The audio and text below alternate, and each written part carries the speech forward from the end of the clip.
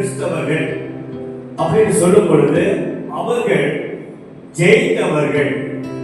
கிறிஸ்தவர்கள் யாரு? ஜெயித்தவர்கள்.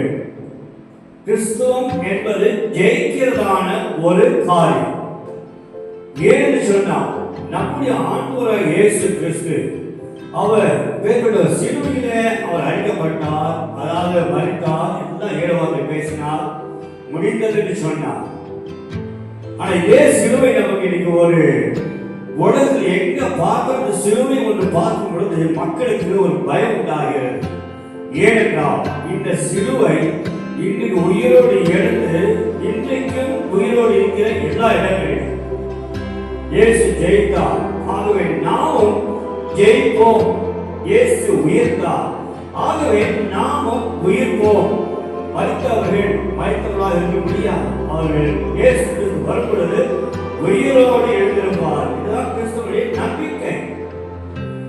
அப்படி என்று சொல்லும் பொழுது இந்த உலகத்தில் வாழ்கிற வாழ்க்கை கிறிஸ்தவனுக்கு நல்ல ஒரு ஜெயமுள்ள ஒரு வாழ்க்கை, ஒரு வெற்றியுள்ள ஒரு வாழ்க்கை இருக்கிறது.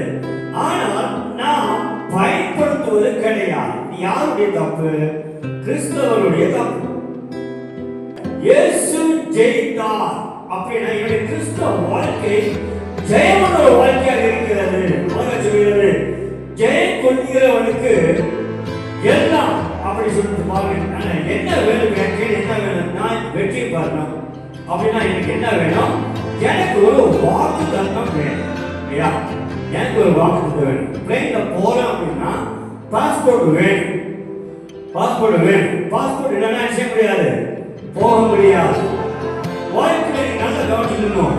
நம்முடைய கிறிஸ்துவ வாழ்க்கை என்பது பாஸ்போர்ட் அப்படி சொல்லும் பொழுது இந்த வேதாகமம் தான். வெற்றியுள்ள வாழ்க்கையாக வாழ்வதற்கு இது ஒரு பாஸ்போர்ட்டாக, இது ஒரு வேத புத்தகமாக நம்ம வாழ்க்கையை தேவன் தந்திருக்கிறார். ஜெயம் கொள்ள வேண்டும் என்றால் என்ன? ஜெயம் கொள்ள வேண்டும், ஜெயத்தை பெற்றுக் கொள்ள வேண்டும், ஜெயத்தை எடுத்துக்கொள்ள வேண்டும். எப்படி பாஸ் எடுத்துக்கொள்ள? சரி, ஜெயம் கொண்டு எல்லாமே சொல்லிக் கொள்ளுவான். எனக்கு கடவுளா இருக்கிறாரு, நான் குமாரனா இருக்கிறேன் அப்படின்னு சொல்றாரு. இங்க ஜெயம் கொள்கிறேன் சொல்லும் பொழுது வெற்றி பெறுதல், அதாவது வெற்றி பெற சொல்கிறார். நல்ல சொல்கிறது வாகை சூடு சொல்கிறது, வெற்றி, அதாவது வெற்றி பெற வேண்டும் என்று நான் ஒரு குறிப்பிட்டு பார்க்கும் பொழுது தேவன் அழகாய் கற்றுக்கொள்கிறார்.